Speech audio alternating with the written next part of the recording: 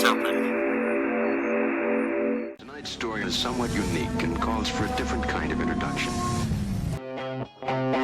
gone off? Today we are canceling the apocalypse! Wait a minute. You ain't heard nothing yet. And this is? Lilu Dallas Multipass. Frankly, my dear, I don't give a damn. Houston, we have a problem. Have you tried turning it off and on again? Gentlemen, you can't fight in here. This is the war room. Now, where was I? Welcome to episode 134 of the BlokeBusters podcast. I'm Paul, as usual, and today I am rejoined by the creator, writer, director, and producer, because my goodness, she does a lot of stuff, of It Makes a Sound, fantastic podcast, and a previous guest of BlokeBusters when she came on the film Spotlight quite some time ago. It is Jacquelyn Landgraf. How are you doing? Hi, Paul. I'm good. I'm okay. How are you doing? I'm doing all right. As good as can be, It's been a pandemic. Yes. It's been a pandemic since we've last spoken. Yes, and obviously still technically going, despite Still going? how a lot of people Still going? tend to see. But I know. Still going. Well, happy to be back. Happy to talk to you. Hello. hello. Yes. Thank you very much for coming back. And before we get into the film, which everyone that has downloaded this will know what film we're going to be reviewing. But what I wanted to talk with you about first is just a little behind-the-scenes peek here, everyone. We are recording this very shortly before the second season of It Makes a Sound is released. And I figured, technically, I was about to reach out to you and discuss having you come back on and talk about it, and then you reached out to me. So I did. Yeah, I wasn't cool. I couldn't wait for you to ask me.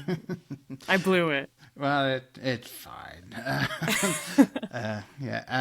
But yeah, no, I figured it would be good to have you come back on and we could discuss it. And then, as we'll talk about a little later, we will also get into a film which kind of has some things in common a little bit with It Makes a Sound. But anyway, yes, why don't you give the elevator pitch for It Makes a Sound, and then we can talk about that a little bit.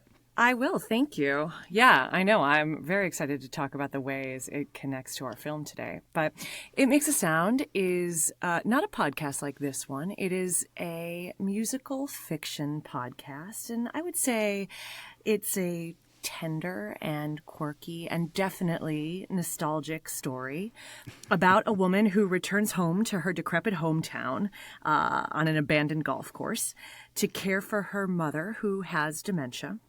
And we meet this woman, Deirdre Gardner, in the midst of an incredible discovery. She has found a cassette tape from 1992 in the attic that contains the only known recording of the first concert of former resident and musical genius Wim Farros. And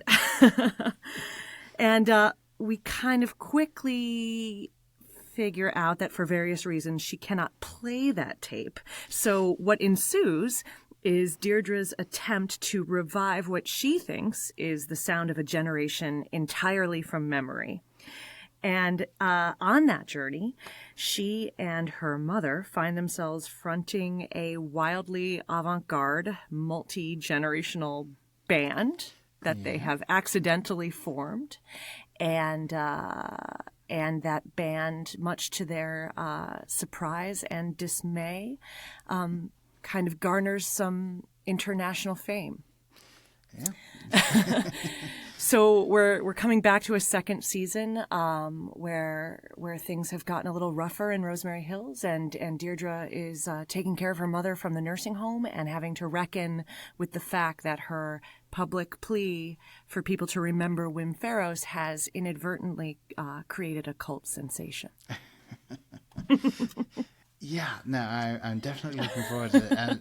And I also very much enjoy that you were able to give a basic plot without giving away the basic plot. So that was very well done. Thank you.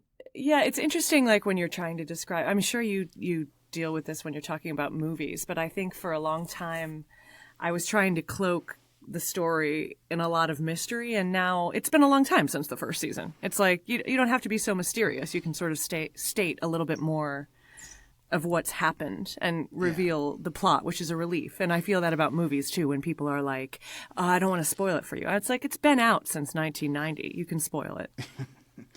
Very true. Although I will say there are definitely some things within the first season that you deftly avoided discussing. Well, thank you. I thank you. But yes, Please listen. Yeah, I really do recommend everyone listen to it, because when it first was airing and I was listening to it, it was one of those podcasts that I was listening to and realizing I hadn't really heard anything quite like it. I will say the only thing that sort of came close to be like, this kind of feels similar, and I got into it in the same way, was actually the Orbiting Human Circus of the Air. Well, that's such a flattering comparison. Thank you. Yeah, no trouble. Yeah, it was a. I very much enjoyed that podcast. I really enjoyed the first season of It Makes a Sound. Unfortunately, given my relatively busy schedule, I was unable to follow along with the re-listen that you were hosting previously. But I do want to go back and kind of try and get it all in again before I start with the second season. And I do. Well, thank you. Yeah, no problem. Thank you. I mean, you've been such a lovely supporter of the fan right from the beginning, which I appreciate so much. And I'd be interested to hear what you think if you do a re-listen, because I've heard from a lot of listeners that, the show finished in 2018, and we subsequently made a soundtrack album in the following year for the first season, but we haven't had any more story, since 2018. So it's been a long time, and obviously these past few years have been a very intense, very full time for everybody. And so as we've been doing this re-listen to lead up to the second season, it's been interesting because a lot of people have reached out and said, wow, like it sounds quite different on the second listen after what we've been through, because I think at the end of the day, to me, I hope what comes through is that it's really a story about how to transcend grief and loss and solitude, with kind of a big dose of whimsy and faith and music, and about really having to do that in front of community, that you can't heal without community, and you have to find your people. You have to find people in general. So I hope that resonates in some way right now. And the interesting thing as well, and I don't know if this was 100% intentional or if it was just like a sort of a byproduct of trying to get people to re-listen before the second season comes out, you are getting people who may have listened in 2018 to nostalgically look back at a podcast about nostalgia. That's right. Yeah, it's again, like I can't recommend enough that people go listen to it and just get in on the majesty that is Wim Ferris, or at least the majesty that will be Wim Ferris, technically, since, as you pointed out, you don't actually hear Wim Ferris for quite some time. That's right. Who is Wim Ferris? Yes. But that's an interesting point about nostalgia. Like, I wonder if there's like a statistic where nostalgia is something that is meant to kick in, like at how much time has passed before we typically feel nostalgic for something. Mm-hmm. And I imagine that the pandemic has really altered time in some way, like it's only been a span of, not only because it's felt so long, but it's been a span of 2.5 years, not even. And I think we can really feel nostalgic for 2019 or 2018, and I wonder if that's, it seems very rare in my life, that you're nostalgic for a time that was so recent. Yeah, no, it really is something that, with everything that's been going on the past couple of years, it's been both the longest 2 years in history, but also the shortest. Yeah. And time effectively has accordioned itself just across this time, and it is very odd because, of course, people are going to be nostalgic for a time before there was a pandemic. Doesn't matter what the pandemic is, everyone's going to want it to either be over or to not have happened in the first place. So, Sure. Yeah, everyone's really going to be looking back at anything from the before time, and just looking at that. And I do think genuinely that there's something especially whimsical about looking back at a podcast from several years ago that is a person looking back at something from a couple of decades ago, and just like sort of an extra sort of meta layer to it that I very much enjoy.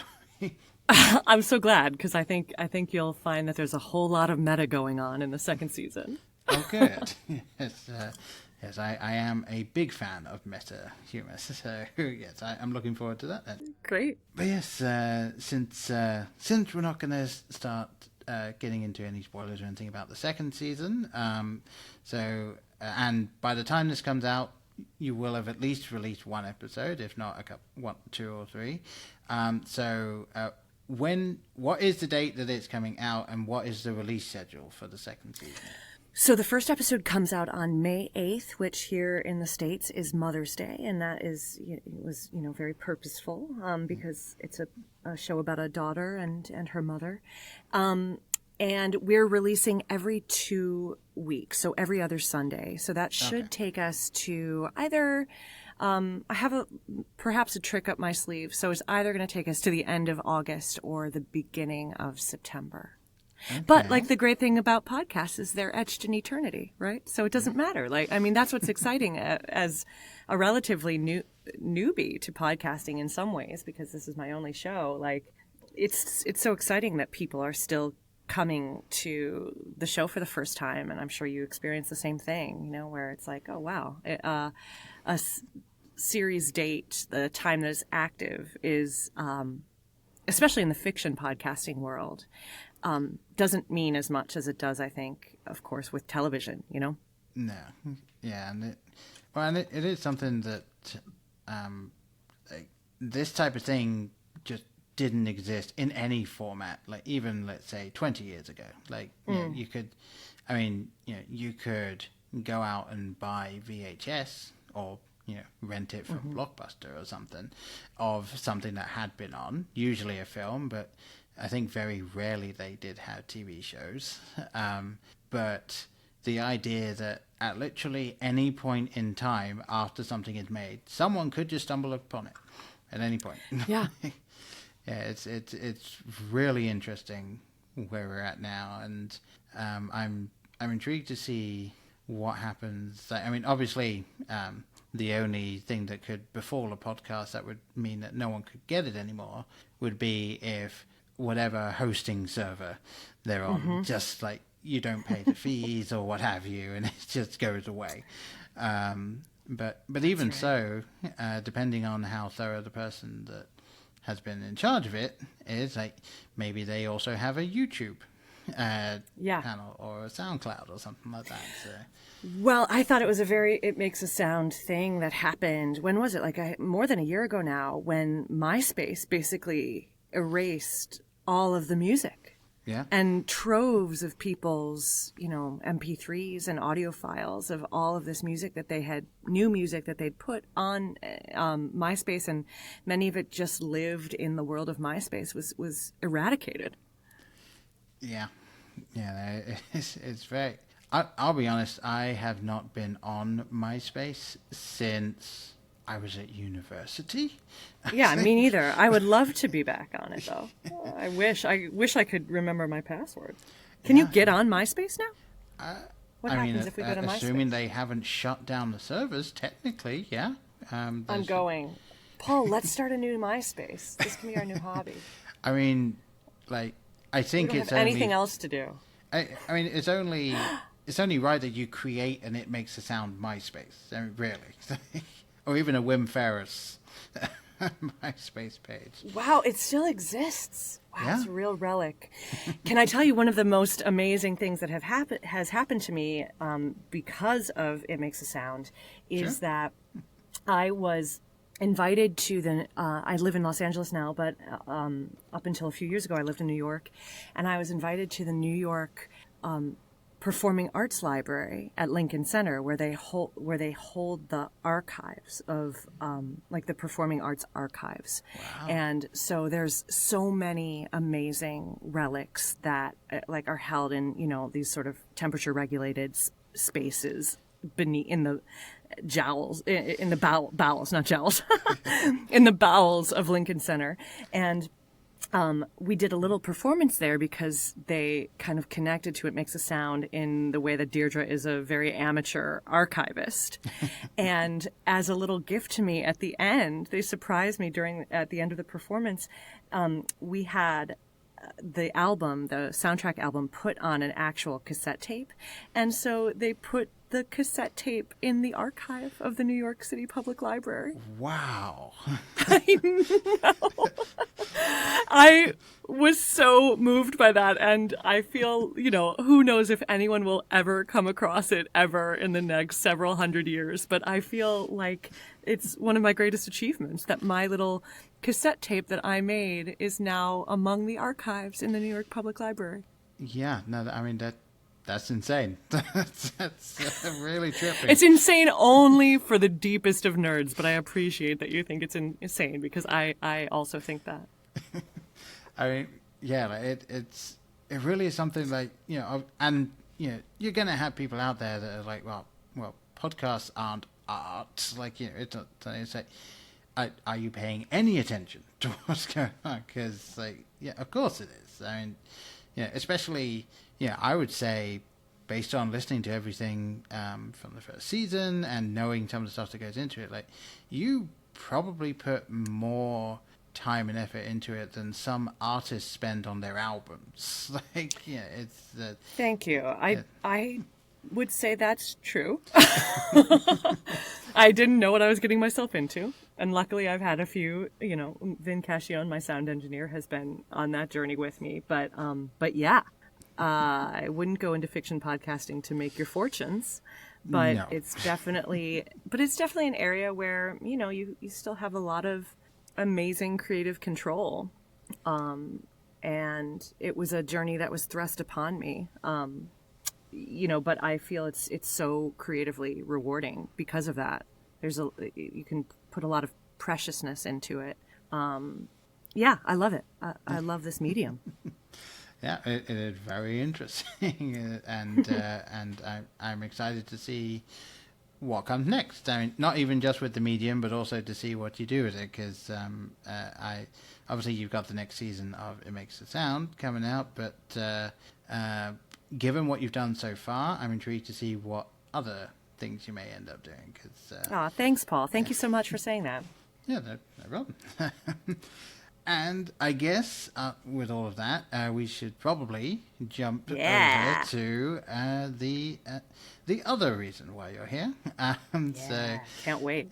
Yes, so obviously you reached out just before I was going to, and suggested that you come on, and we had some more time, and I was like, well, given what It Makes a Sound is about, and the nostalgia and the looking back, I can't think of a better film that fits that than a film I had considered reviewing for quite some time and have been unable to find the right, funnily enough, hook for.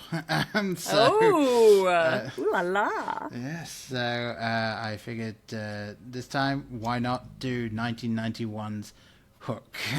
Because I can tell you it is one of the most nostalgic films for me.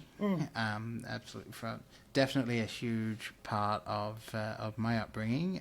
Now, this film was released when I was 4, so I didn't see it when it initially was released.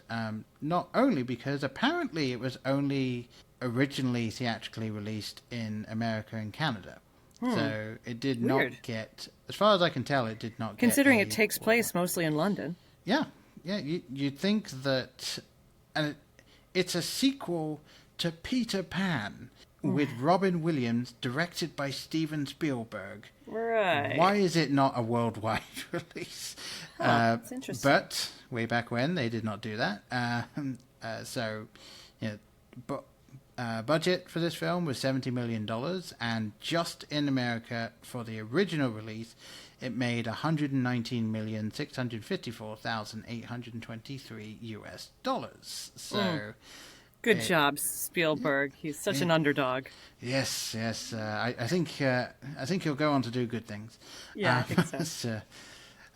But yeah, no. I mean, this. I guess my question to start with would be, like, what was your initial introduction to this film? Like, when do you remember when you first saw it? It's such a good question. I was so thrilled when you brought up this film because my first feeling was like, what?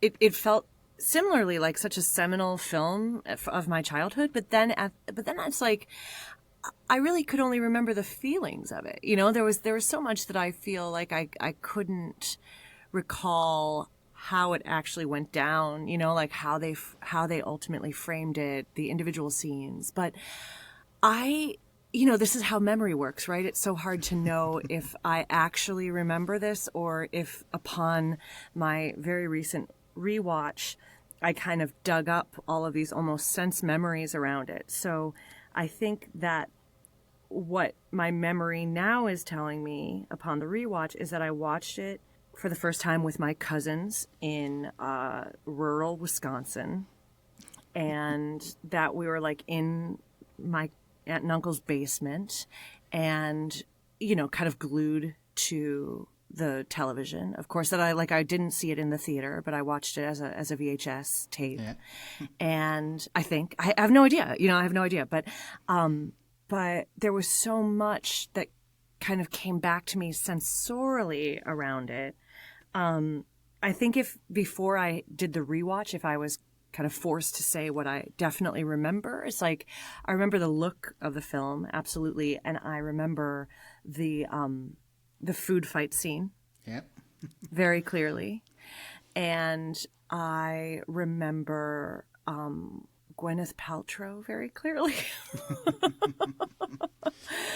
But there was so much about it that I really was like, this is how it unfolds.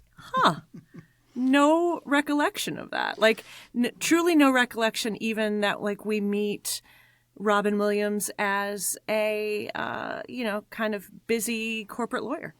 Yeah, no, an absolute workaholic. And my favorite part of what you just said is that you have a strong recollection of Gwyneth Paltrow when she is literally on screen for 1 second.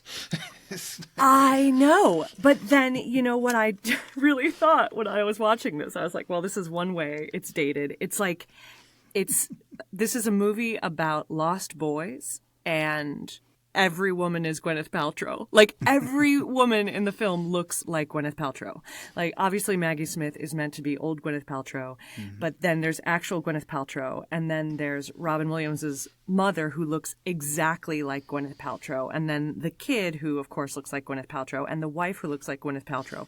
Like, every woman who's on screen, except for Julia Roberts, who is Julia Roberts, is Gwyneth Paltrow. Yeah. It is very interesting. So that... and I will say one of my notes as I was watching it was apparently it's the hairstyle of Maggie Smith that dictates how old she looks, because because she looks older in this than she looks in the Harry Potter films. I mean, Maggie Smith has been old for like 6 decades. Yeah. Yeah, she has just She's a stunning woman. Like, I think she's beautiful. Oh, yeah. I think she's beautiful right now. But, and like when you look at her in the Royal Shakespeare Company and, and when she was doing all of those early plays, she's such a knockout, and the prime of Miss Jean Brodie, things like that. She's a real knockout, and she is still a real knockout. But, like, they've had her playing old for so long. Yeah. I wonder if anybody's played old as long as Maggie Smith has played old. Well, that's it. I mean, even if you just were to say this was the start of it, she's been playing old for 31 years. This can't even have been the start of it. It's got to be over that. And you know Yeah. what? It makes me think about like all those hot, those like hot Shakespeare ladies, like all of the hot women of the Royal Shakespeare Company. And like somehow Helen Mirren got her moment, whether it was like a meme or whatever it was. But you know how like everybody has seen all those pictures of like Helen Mirren in a bikini at age 60, at age 70. And so somehow Helen Mirren got to like reclaim her vitality and then started playing all these sex pots again. Yeah. I think she was like about to turn over the edge, and then somebody snapped her on the beach and they're like, whoa, Helen Mirren is Stone Cold Fox and she's 70.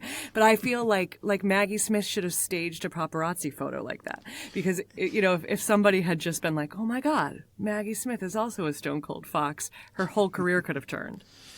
I suppose, although I have a feeling she's probably absolutely fine with where she's I'm sure at. she's fine. And obviously for an entire generation, for the rest of their lives, she will be McGonagall.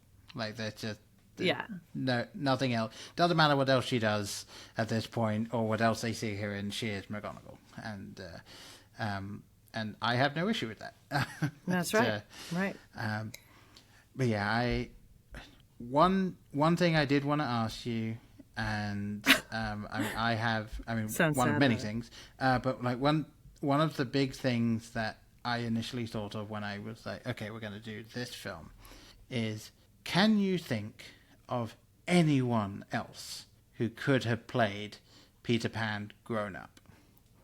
I mean, I'd have liked to have seen Tom Cruise give it a shot. I mean, like 1991 Tom Cruise as grown up Peter Pan. I mean, he would have been.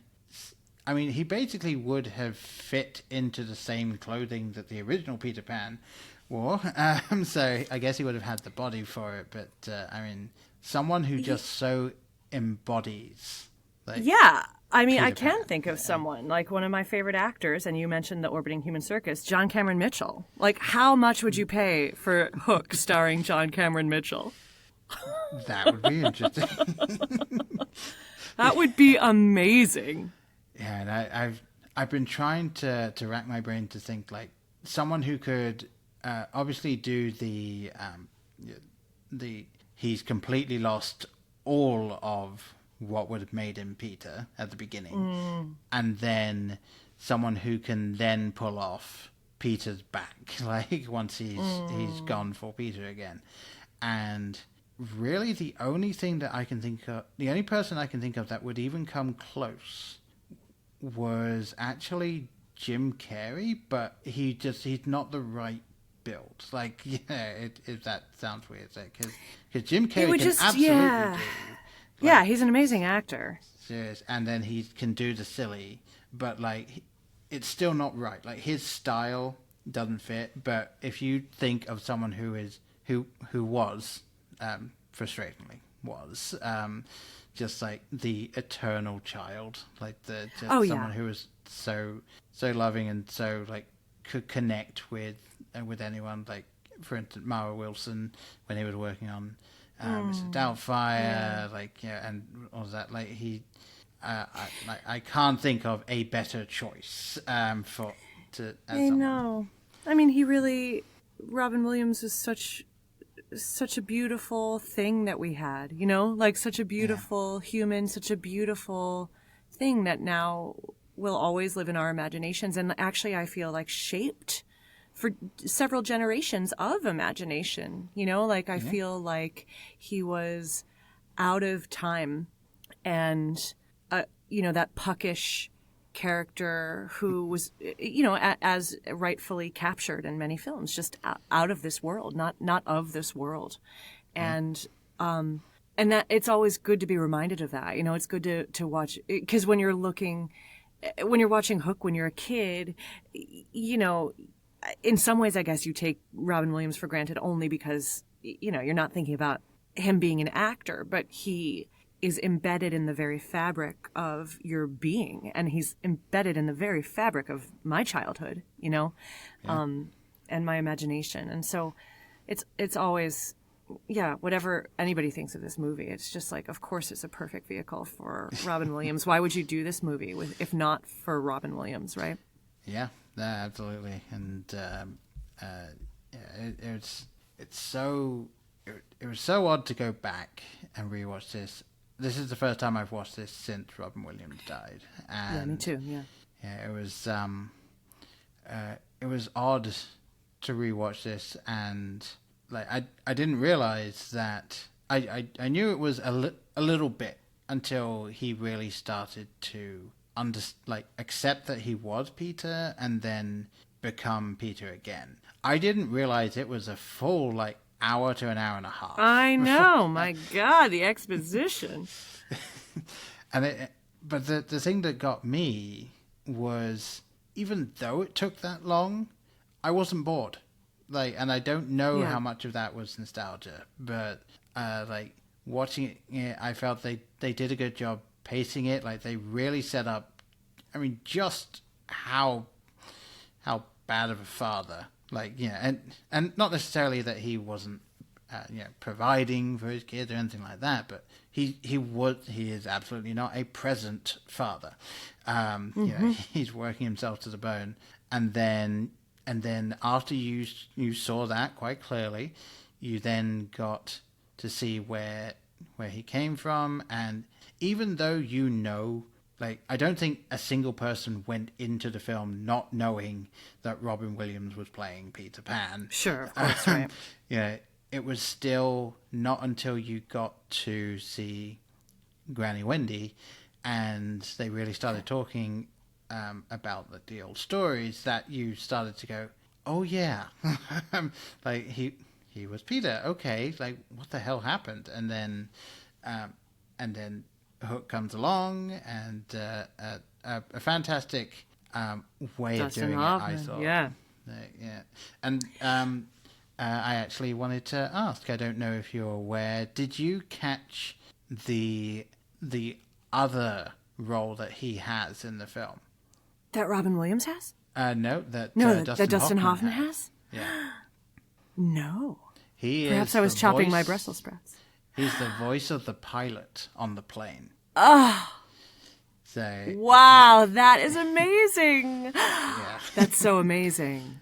So, and that's another thing because obviously, ultimately with this film, it could be entirely in his head.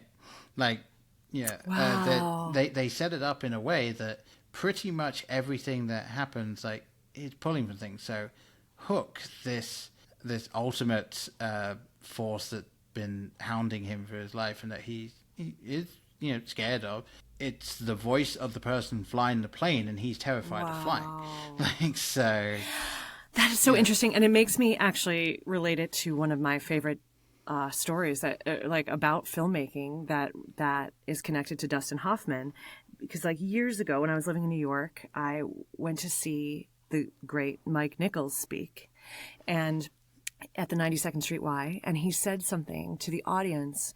He said, any playwright or screenwriter or director worth their salt must state their thesis both immediately and invisibly. And then he's like, for instance, in The Graduate, he's like, I worked really hard to state my thesis immediately and invisibly. Does anybody know what the very first thing that the audience is aware of in the movie is? What's the first thing that hits you? Do you know The Graduate very well, Paul? I do not. I've only seen bits and pieces. I don't think I've actually sat down and watched the whole thing. So, oh my God. Well, please do, and then I'll come back on and we'll talk about that. But so he asked the audience, he was like, what's the very first thing you see or hear in The Graduate? And almost everybody was like, it's the, Dustin Hoffman on the moving walkway in the airport, where Simon and Garfunkel's Sound of Silence is playing. And Mike Nichols was like, right, that's what you think you saw, but that's what I mean by state your thesis both immediately and invisibly. He was like, actually, the very first image of The Graduate is the picture is black, and then it's basically lights up on this extreme close-up of Dustin Hoffman's face with his eyes closed, and then over the speaker system, you hear Ladies and gentlemen, we are now beginning our descent into Los Angeles. And then the Simon and Garfunkel music starts playing. And then we see Dustin Hoffman on the moving walkway. And he was like, that's the thesis to me of The Graduate. Ladies and gentlemen, we are now beginning our descent into Los Angeles. And I think about that all the time. And I wonder if, I feel like maybe that's such a famous story. I wonder if Spielberg was giving a little nod to that. Could be. That's awesome, though. That's such an amazing Easter egg. Yeah. And the other one that I wanted to mention, because I bring it up anytime I talk to anyone about Hook, did you know that Glenn Close is in this film? Well, I saw that on IMDb, and I didn't see her in the rewatch. Where was she? She is the pirate that gets put into the boo box. No way! The Yep, one that Hook comes and it's like between Peter and that No pirate. Yep. way, that's Glenn Close? That's Glenn Close. That's amazing. I mean, I did know what I did notice right away. I was like, is that David Crosby? I did notice David Crosby. Did you? I think I did this time. Like, I previously had no idea who that guy was. So, yeah. That was the one that really caught my eye. I was like, what? And then, of course, I looked on IMDb, and David Crosby is indeed Tickles. And he's the guy who gets Peter Pan, steps down hard on the plank, and it knocks him in the balls. Yep. And did you, by any chance, notice who Inspector Good was at the beginning? I did indeed, yes. It's the drummer extraordinaire himself, Phil Collins. Yes, that's right. Oh man, and it's fun to be famous. Oh yeah, and then oddly, the cameo that there's no way you would know this if you didn't either look it up or were directly told. I know who you're going to say. George Lucas and Carrie Fisher are the kissing couple at the end of the film. No, I didn't know George Lucas was the other one. Yep. Oh my god. So it's like what? Like honestly, it could have been anyone. Like there is not a soul that would be able to pick them out. Even on like the widescreen cinema, there is no way you would have known who that was. But yeah, that's such a cool thing to be like. Yep, they're in it. They were in Hook. That's incredible. I imagine that they were like all at a dinner party, like George Lucas, Carrie Fisher, Phil Collins, David Crosby, Glenn Close. You know, they were all at a dinner party, and Spielberg was like, "I've got a great idea. Come to the set tomorrow." Yeah, pretty much. Oh, so fun. Yeah, and of course the other late great Bob Hoskins as Smee. He's so good. I think I remember originally like thinking back on rewatching, like obviously Hook, Dustin Hoffman, great job, did fantastic as Hook. Bob Hoskins as Smee was amazing. Masterpiece. Like all of those things where like he does the joke when he's introducing Hook and says he's almost unfathomable and just there's absolutely nothing. So he does that, okay. Yeah, and then he does another, like, okay, thank you. Or, you know, when it doesn't, you know, Captain Hook's like, Smee, where's the carpet? Like, oh. Right. He's like a master of subtlety. And I often wonder, I've never looked it up, but the scene when Smee goes like running off into a room by himself and he's just running in circles, just like asking about Smee, and then he just ends up with like, wait, Smee's me. Like, what about me? Like how much of what he did there was improvised? Because I feel like they just let him kind of run with it. I bet they did. Yeah. But yeah, no, that's another fantastic actor. Unfortunately, yeah, he really packed him in this one. I did learn in my sojourn through IMDb an interesting fact that the kid who plays Jack, who was so good, I thought he was such a good actor. Yeah, the child actor. And it was interesting because he looked so much more familiar to me. Like I feel like he really imprinted on me somehow as a child. And when I was looking him up, I don't think that I've seen him in too many other things. It must be like from Hook that is what made such an impression on me. But he's a really good actor, and it really shines through. You can tell. And interestingly, in art imitating or life imitating art in a kind of warped way, he is a big time corporate lawyer now. Isn't that crazy? Like, he's grown up to be like a big time corporate lawyer and a teacher of corporate law at many different law schools. Yeah, that's really interesting. Like that somehow he was in a film where his character's dad was a effectively negligent father because of how busy he was working as a corporate lawyer. And apparently he went, that's the life for me. Exactly. Yeah, I feel like the message is like, don't sell out your soul. Like, don't sell out the child in you to the pirates, you know? Yeah. Like, isn't that what Granny Wendy says when she hears what Peter does? She said, oh, yeah. Peter, you've become a pirate. Yeah. And it's entirely because of how Jack is describing it, which obviously... one of a couple of things that was quite on the nose when it comes to the script for it, but a welcome addition actually, because that is kind of what kids would say for that. I will say I did think that the kids in this were very good, and the only bit in the film that I even remember as a kid just being like, okay, when I saw it is when Maggie is just singing. What is that? She's like Fievel in An American Tail. What is happening? Just randomly holding a post and singing out into the air. Yeah, I think I understand symbolically what it's meant to be. Like, I feel like, you know, the Lost Boys are starved for, like, any kind of, like, female gentility. Yeah. And any kind of maternal nature. I mean, she's a little, like, 6-year-old kid, but, like, she's the one who keeps, like, reminding us about her mommy and mother and talking about mother, and she's the one who defends Hook at the end and says, like, he's just a mean old man who, like, really needs a mommy. Yeah. So she has like an understanding, I think, that all these boys need a mommy. And so, like, I think we kind of see that she could hold the mantle of Wendy, possibly. But but I feel like there was just maybe too much cut around her where they're like, but keep when she's holding on to the wooden post and singing apropos of nothing into the air.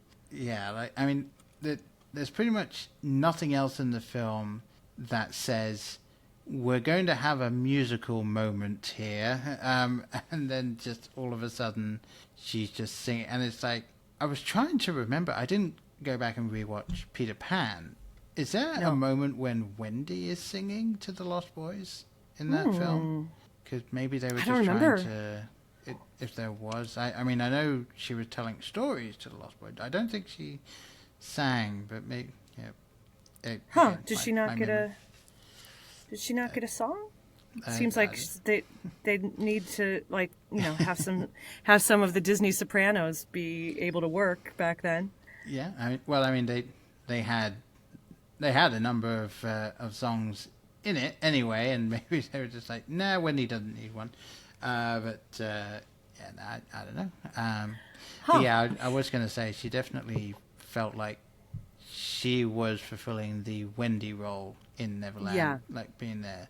She was a real sweetheart. I do feel like the actor, the real, as I've said, like I felt like the standout actor of all the kids was definitely Jack, and he reminded me a lot of Doogie Howser's friend Max. Like, what's his name? That actor, Max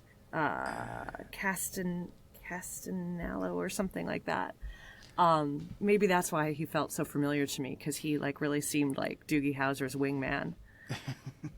Did you have that show? Maybe did you have that show in Britain? I did not, but that doesn't mean that it wasn't available somewhere. Oh man, Doogie Howser, MD. Is Neil Patrick Harris as a boy genius doctor and surgeon? I've learned that it exists, and I've learned the basic premise. But yes. Okay, great. Yeah, right, it's in the zeitgeist. Not something I've actively looked out for. No, but you know what made me cock my head in this film on the rewatch was Tinkerbell. Like I got Julia Roberts for a lot of it. I was like, okay, great, good old Tink.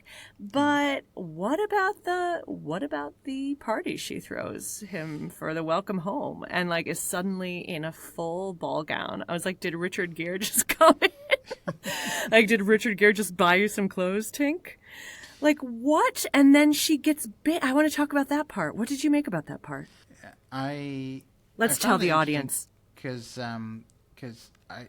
obviously one of the biggest things in Peter Pan is Tink is Peter's. Like, there's no ifs, ands, or buts about that. Tink is Peter's in that, and she gets fiercely jealous of anyone who might specifically Wendy. Yeah, someone who could fulfill the same role as Tink. So, that I will say Julia Roberts, I thought, did a relatively good job of kind of regular Tinks, like the things that are a little bit mischievous and just willing to go along with whatever. There's absolutely no malice in this Tinkerbell, right? And I feel like there needed to be something like this was sort of their equivalent of Tink going red, and all it is Tink getting big and then saying that she loves Peter. Like, it's like there wasn't a like she's been so, and it could have been done like she's so mad that Peter grew up and got married, like, and being like, is it because I'm so small, like, or whatever, and then that being the moment when she finally snaps and like explodes the house and gets big again or something. But again, they didn't even do that. It was just she's upset, but also not really, because she gets over it very quickly. I had a really hard time following the storytelling and the psychology of that moment. I mean, hearing you talk about it, I appreciate that. I mean, I think it's fun that she's possessive and, that she turns red. I appreciate that even in 1991, in a sort of Bechdel test kind of way, they didn't have Tinkerbell, like, just in a sort of petty, jealous fury over Gwyneth Paltrow, who's on screen for a minute, like that part was actually very subtle. I thought they really kept it between Tinkerbell and Peter, which was nice. But that moment, like, first of all, she's a tiny little fairy. He comes in, she's in full Cinderella mode, with her like flaming red hair, and he's like, "Ooh, you look beautiful," and she's like, like, "Thank you, like, I'm throwing a party for you, like, it's just us." And then it cuts to a whole scene with the teddy bear, and he connects himself. Like, he connects the bear to fatherhood. And then doesn't even something else happen before? Yeah. And then, like, another scene happens. And then Rufio gives his sword over, I think. Oh, yeah. And then they cut back and, like, he comes to Tinkerbell in her little house made of credit cards. And she's back in, like, sort of fairy peasant dress. And she's crying. And he is now like full kid mode, and he seems to have some sort of amnesia now that he's gone back into full kid mode, like can't remember his adulthood in a reversal. And so he doesn't like recognize that she's sad. He just thinks she's sick or something. So he starts making jokes. And then she asks, doesn't she ask him? She's like, "Do you even know why you're in Neverland?" And he says something about he suddenly like stirs into memory about Moira. Is that her name? His wife. Well, no, it's not even that, because she said, "Why are you here?" And he says, "Oh, like, to play and have fun. Ask me another one." And like, and then she says, like, what about your kids? And then he's like, Peter Pan's got kids. Right. And then it's not until she gets big and goes up to him and kisses him and says that she loves him. And then it's him saying, I love, and then he says Moira. And it's like, and it is odd because obviously the happy thought that got him to fly again is remembering that he's a dad. And then between that and talking to Tinkerbell again, which is, I think, only about 2 minutes of screen time, he has completely forgotten everything. His happy thought that got him to fly again is no longer his happy thought until he then remembers again, I guess. I'm not sure. It's a little bit of a... I found that part so confusing. I found it so confusing. And I also feel like I still don't understand what made her big. The fact that he is now an adult and a big guy and doesn't remember his adulthood. And so she's suddenly able to be big and profess her love to him. What does she feel is next? What are they going to do here in Never Never Land together? Well, she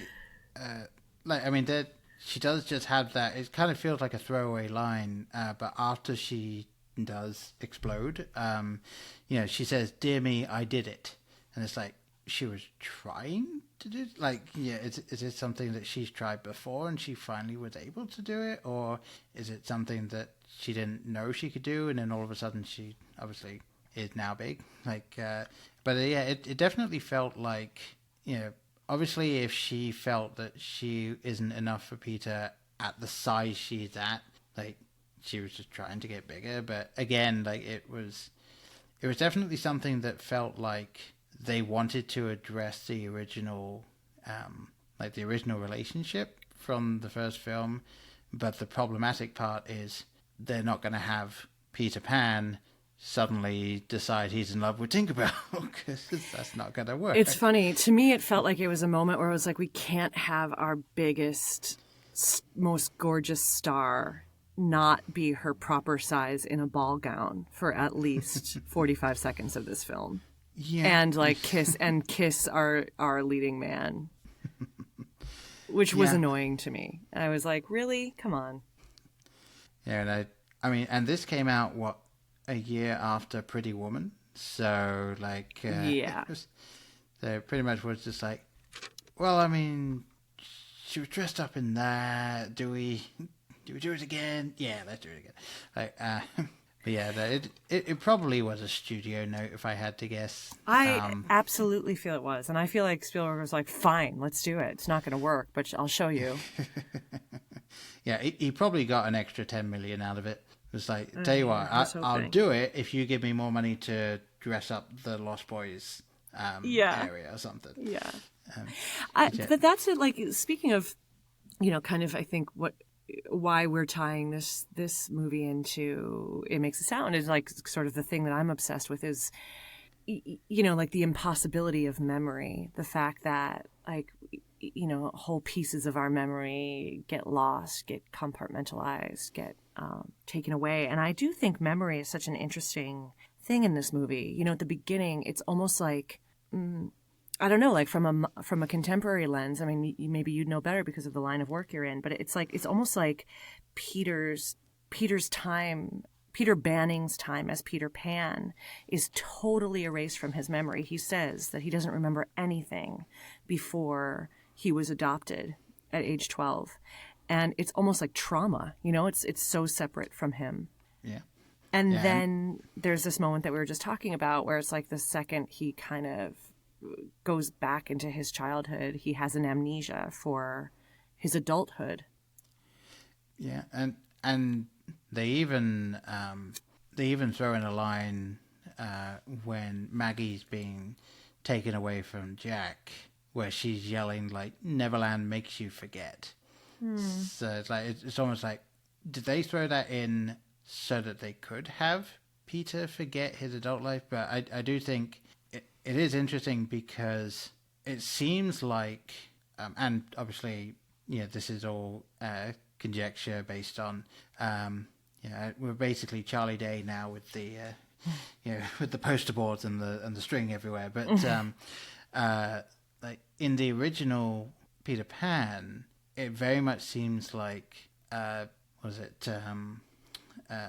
George at some point in his childhood probably either went to Neverland or witnessed something, because at the end of the film he says, like when he sees the flying ship, he's like, that reminds me of something like I think I've seen that before. And so it's like, it really does seem that anyone that has left Neverland and comes and grows up, with the exception of Wendy, it seems like it's almost like a past life. Yeah. Yeah. Once you actually grow up, you lose. I have no idea why this just jumped into my head, but have you ever seen? I think it was a Disney Channel original or something like that. It was a Tooth Fairy film with like, was it Kirstie Alley or something? No, sounds great. I mean, it basically is it Kirstie? I always get the two names mixed up. Whoever was the second in command in Third Rock from the Sun. Oh, Kristen Johnson. That's it. So it was her. So she is the main character in this film. And like, she dies, but she gets turned into a tooth fairy. Nice. And so like she's trying to come back. It turns out if she does this thing, she might be able to, but she has to basically let kids see her, which is against the rule, and blah, blah, blah, blah, blah. It's a Disney Channel film. You can probably guess what happens by the end anyway. But anyway, the entire premise of that is, once you lose your last child's teeth, you lose all memory of like the magic of the Tooth Fairy and stuff like that. Like, so it's like, and it's kind of like like in this, it seems as though once you accept that you're going to grow up, like, you lose your memory of Neverland. And I think the idea is Wendy never 100% grew up. She always had that child like streak, like, and so but Peter did. So, and then when he goes back, he does flip the other way. So I guess the idea being, once you're a child in Neverland, like, you're not an adult anymore. So he effectively just isn't for whatever that 3 minutes of screen time was.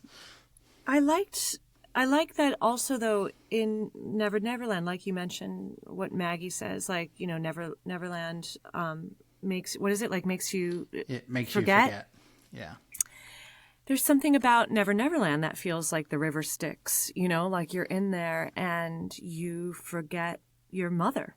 And I feel like I liked that about the film, even though it's like this blockbuster Steven Spielberg film. I feel like it maintained the undercurrent of yearning and, this a sadness, a wistfulness and yearning in Neverland that no one can quite put their finger on. And I thought it was interesting that, like, you could see how Peter's kids were standing in the limbo of that, like, especially in that, like, those final moments that kind of keep like he sort of almost leaves Neverland for a long time, for 30 minutes.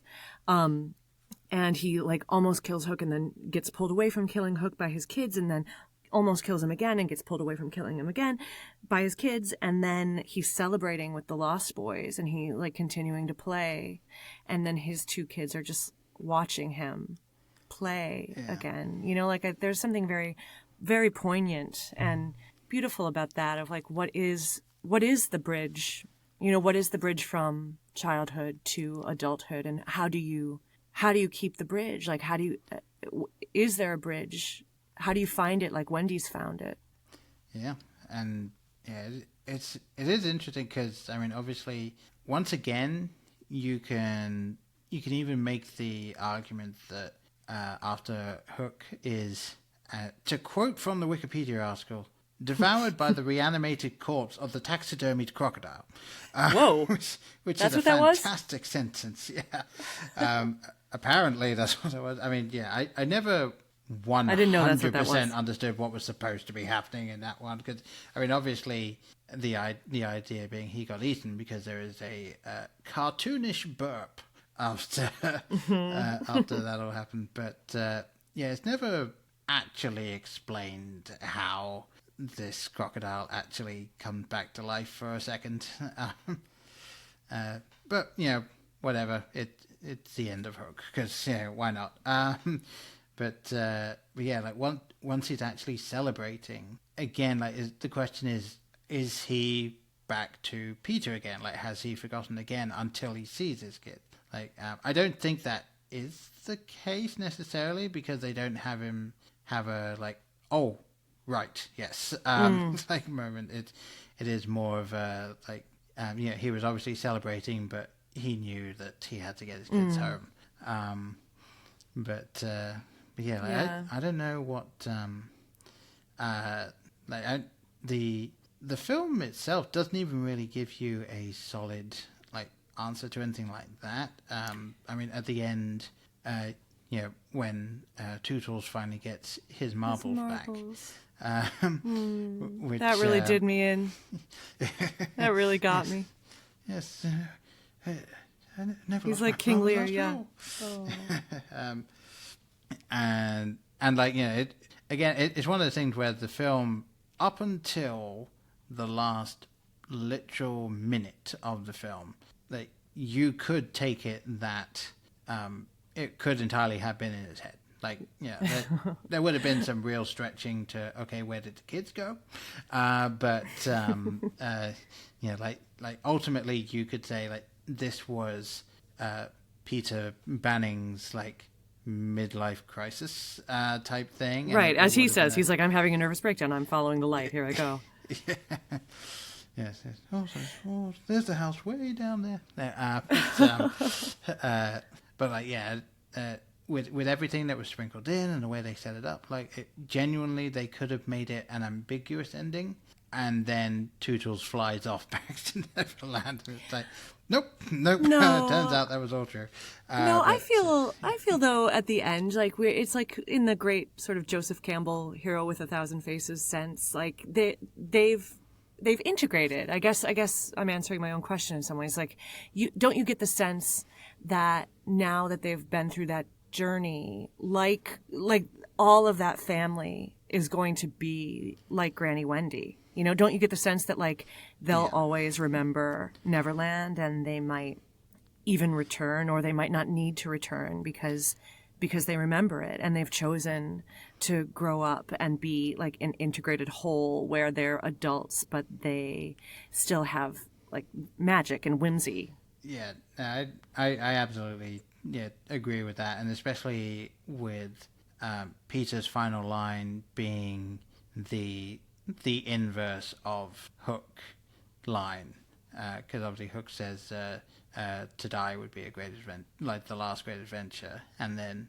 Peter at the end of the film says to live would be an awfully big adventure. And that's like the way it ends. And even just reading it and saying that now, like I'm remembering the end of the film, and it's like I think like this film, even though it didn't do a huge successful run at the box office and so on, and Which is shocking.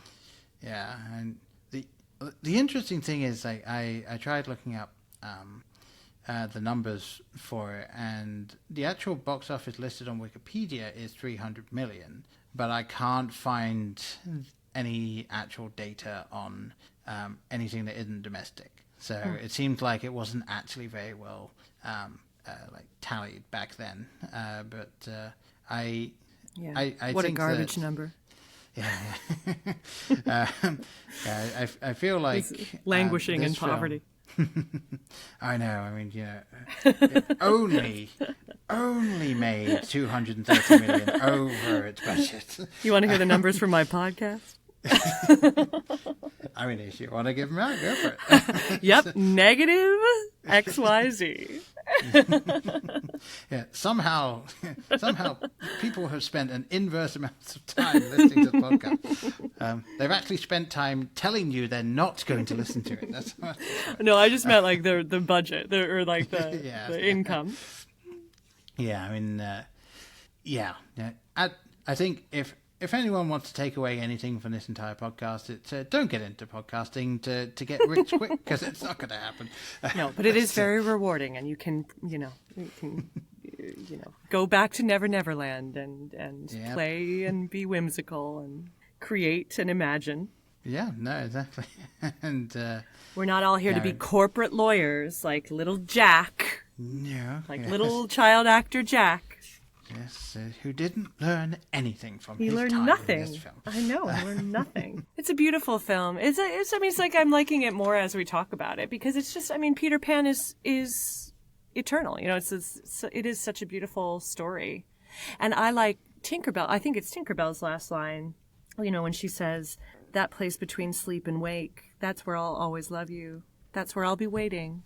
And I feel like, yeah, again, back to like, where's the bridge? I feel that so much. It's like, you're just right there on the periphery, like if we can just sort of access the periphery, the not linear of our lives and our memories, that there's like so much right there on the periphery. Yeah.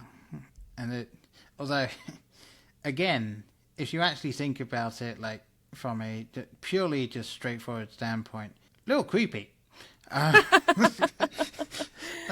Right. Peter has on absolutely no uncertain terms expressed to her that he is in love with his wife. And the last thing she says to him is just like, "I will always be waiting for you."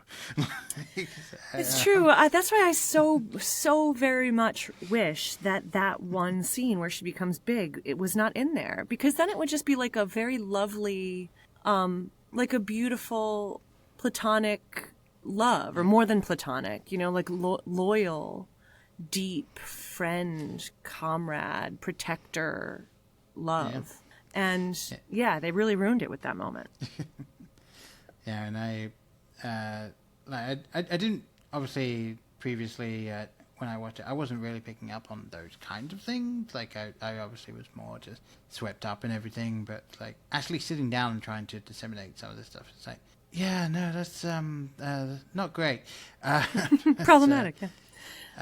Although I think the best way to finish this up would actually be, rather than like saying whether or not you'd recommend the film, because I absolutely would, and I'm sure you would too. Yeah, like, of course. Fantastic. What sort of monster would I be if I did?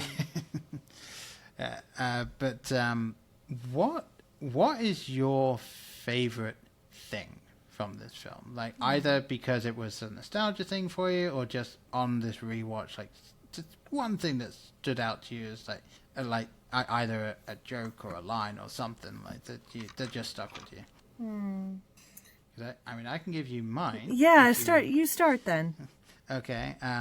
It is actually something that has stuck with me since the first ever time I watched it, and it's because, and I don't know if it's because it's just, it's almost one of those things that you would expect to see in like a Monty Python bit. Like, it feels very Life of Brian, actually. It's when Peter is flying to get Maggie, and he goes in through the window, and he clashes swords with a pirate who says, "Wait, ain't you?" And he says, "Peter Pan," and the pirate just jumps out the window. Like, it's an absolutely ridiculous bit, but for some reason it has stuck with me over all these years of just like, that's kind of what this film was. Like, that's interesting.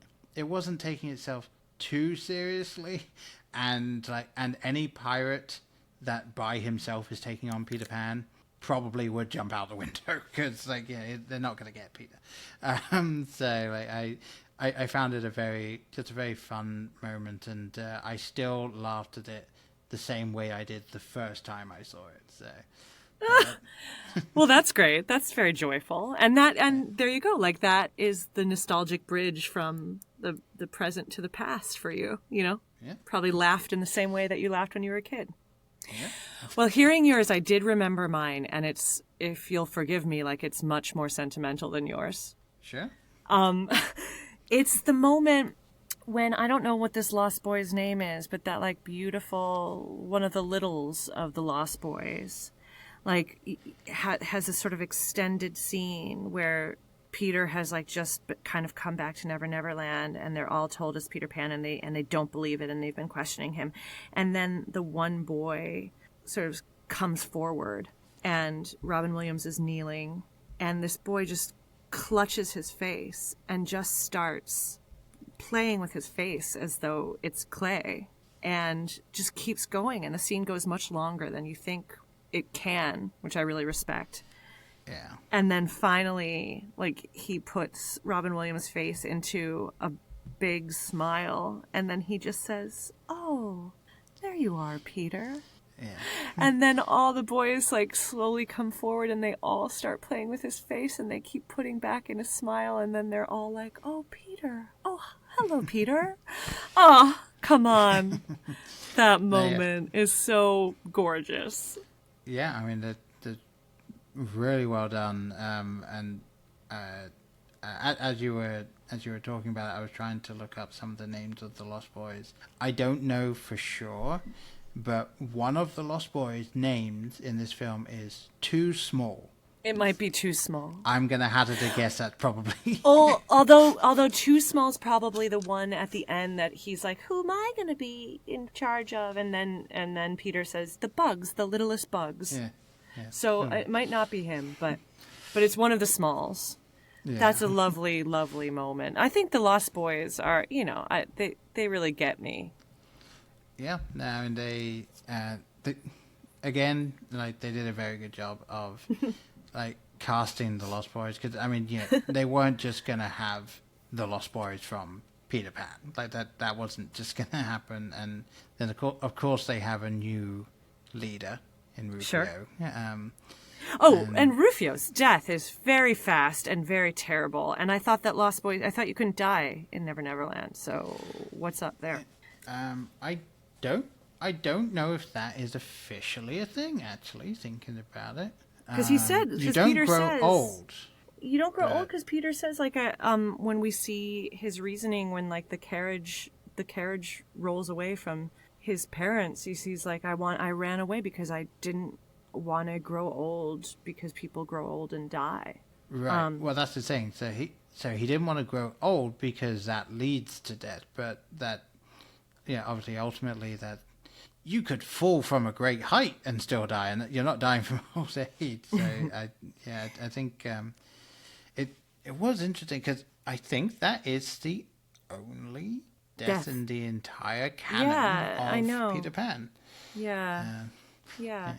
Although one thing I will say for people who are actually fans of sort of slightly like morbid sort of retellings or different takes on these things, there is an author called Christina Henry who has written kind of morbid, twisted retellings of a bunch of like those old stories. So there's 3 books in Alice in Wonderland tale. There is one of Red Riding Hood, and then they did one that's called Lost Boy, and it is about the original Lost Boy that Peter first got, and about how he slowly becomes disillusioned with Peter. And that sounds good. I mean, it's very good and very interesting, because the Peter in that book does not care if the Lost Boys live or die, because he can always just go and get more. He just wants people to play with. Oh, jeez, dark. And yeah, I mean, what a narcissist. It gets very dark. And I'll be perfectly frank, anyone that really is paying attention will figure out who this Lost Boy is. I mean, like, it's just, you're gonna know who it is. But it's a really interesting story, and a very cool way that it's told. Is it Captain Hook? Yeah. I can neither confirm nor deny that one. Well, can I lighten us up from the macabre there and just say that I'm looking at my notebook of one thing I wrote down, and I really loved the part when like basically the Peter Pan training sequence. I love a training sequence, and so when the Lost Boys are trying to help him fly again, And they come with their homemade signs with different happy thoughts to encourage him. And they're each holding up a sign and they say horsies, bugs, birthday, and gum.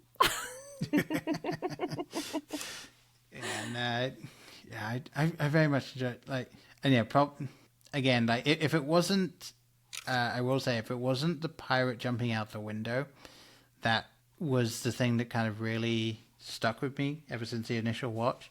Actually, that scene when Peter says, I got it, not being in a slingshot would make me very happy. Like the way that you could still hear him saying happy as he goes up and then comes down. Again, like, yeah, absolutely. They knew what they had. They knew what they were doing. And, no one can do it like Robin Williams. No, they really can't. Hope punk. Do you know that word, hope punk? I don't think I do. What is that one? I was just looking it up because I was like, I wonder if I can describe my show as hope punk. I think this is a new thing the kids say. It's like the opposite of how you were just describing that like alternate, scary, subversive Peter Pan book. Like it's about like a genre that is like edgy but full of hope. It's the opposite of like dystopian and grim. It's like we're going to insist that in this world there is hope, there is hope, there is hope. So hope punk.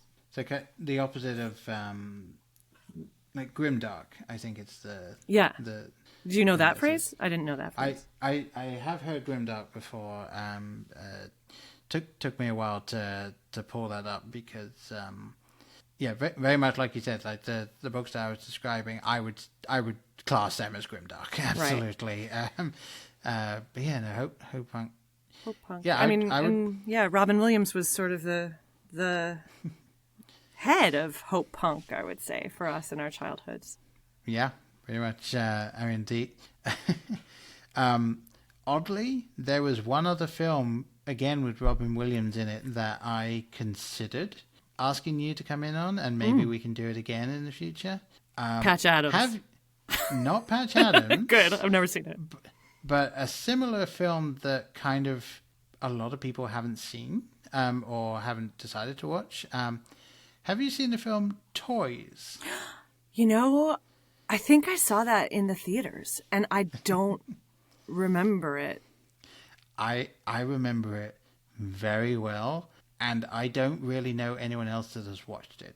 And it is, I mean, it's an avant-garde comedy with Robin Williams, Joan Cusack, and I can't remember the other lead people in it, but like it is. I'll watch it.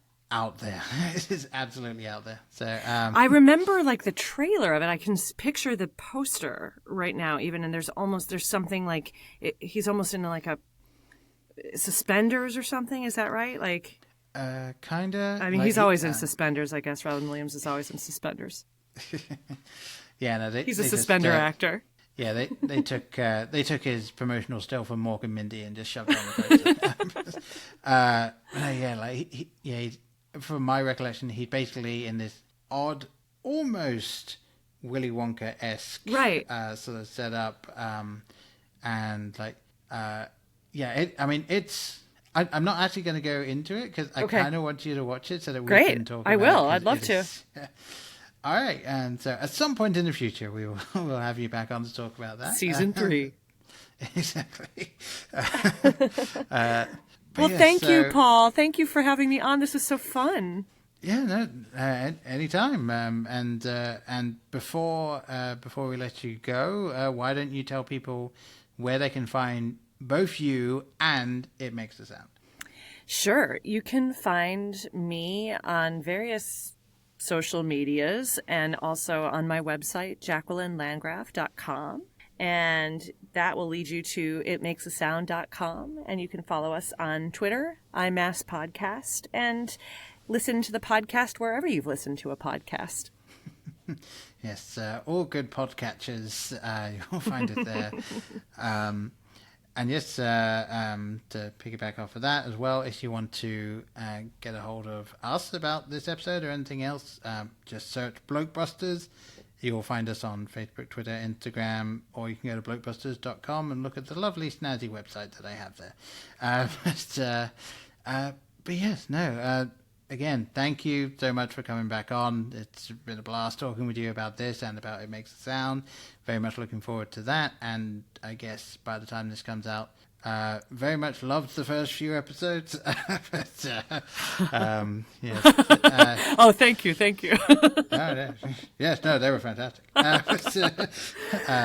But yeah. Oh, well, thanks again for all your support, and it's so nice talking nostalgia with you. It was such a pleasure to be able to rewatch this film through this lens. Yeah, no, absolutely. It's been a blast. With all of that being said, yes, I've been Paul, and you've been Jacquelyn, and we'll see you next time. Bye. In case I don't see you, good afternoon, good evening, and good night. Hang on a minute, lads. I've got a great idea. Louis, I think this is the beginning of a beautiful friendship. You're still here? It's over. Go home. Go.